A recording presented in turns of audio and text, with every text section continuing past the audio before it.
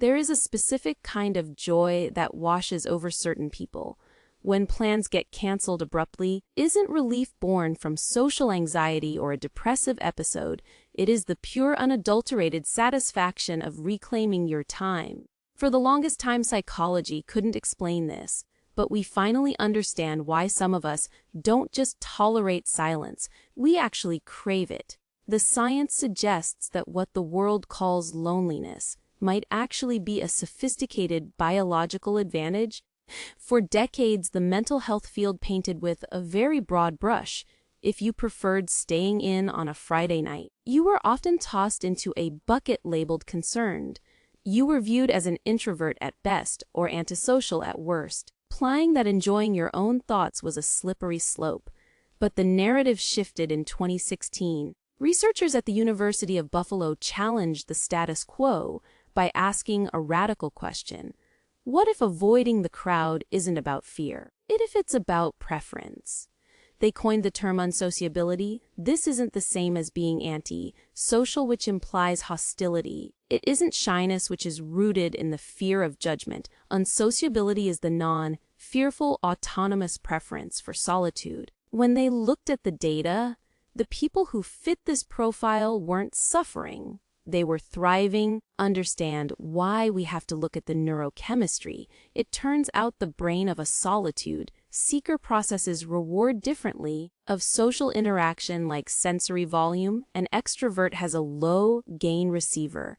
They need the loud party, the constant chatter, high-energy environments to get a dopamine hit. But if you love solitude, your receiver is highly sensitive.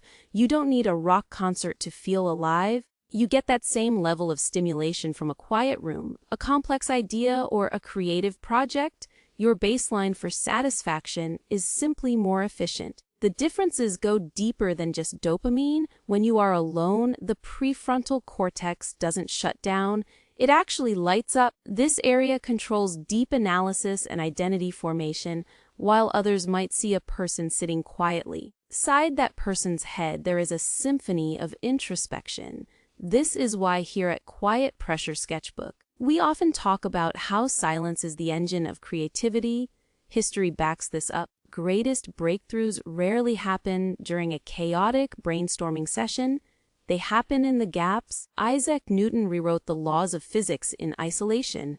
Virginia Woolf argued that a room of one's own was a prerequisite for brilliance. Maya Angelou went so far as to rent hotel rooms just to sit in stark silence away from her home. However, we need to pause and check the map, because there is a fork in the road. We have to distinguish between solitude that restores you and isolation that hides you. Ask yourself, are you stepping back to recharge, or are you stepping back to avoid getting hurt? Psychologist Abraham Maslow noted that healthy solitude is born from abundance. You retreat because you are full, not because you are afraid. Your alone time feels like a sanctuary where you can breathe. You are in a healthy place. But if your alone time feels like a bunker, where you are hiding from rejection, that requires a different kind of attention. It's not about being broken, it's about understanding your motivation. But for those who genuinely prefer their own company, they have unlocked a secret that confuses modern society. They have realized that being alone does not mean being half a person. We are fed a cultural diet of finding our other half, as if we are incomplete puzzles waiting to be solved. The person who embraces unsociability rejects that premise. They view themselves as a complete picture. Interestingly, Dr. Bella DePaulo found that people who master solitude often maintain deeper, more sustainable relationships because they don't treat other people as oxygen masks. When you are comfortable in your own skin, you don't cling to others to save you from boredom. You choose them. This means when you do show up for your friends, you are bringing a fully charged battery. You aren't looking to extract energy, you are there to share it. Other cultures are light years ahead of the West on this. Take Japan, for instance. They have the concept of otorisama. It is a respected lifestyle. You can find restaurants with booths designed for one. Look at a person eating alone and see sadness. They see autonomy, Compare that to the West, where eating lunch alone feel like a social failure. So here is your takeaway. If you feel a deep sense of peace when the door locks, you don't need to fix anything. You are wired for efficiency.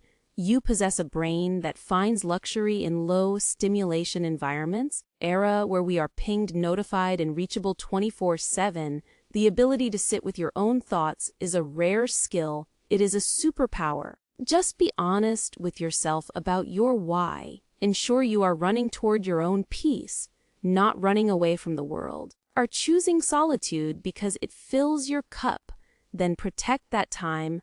The next time you decline an invitation to stay home, you don't need a complex excuse. You are simply prioritizing your neurological health. You are engaging in what Quiet Pressure's sketchbook is all about: finding the signal in the noise,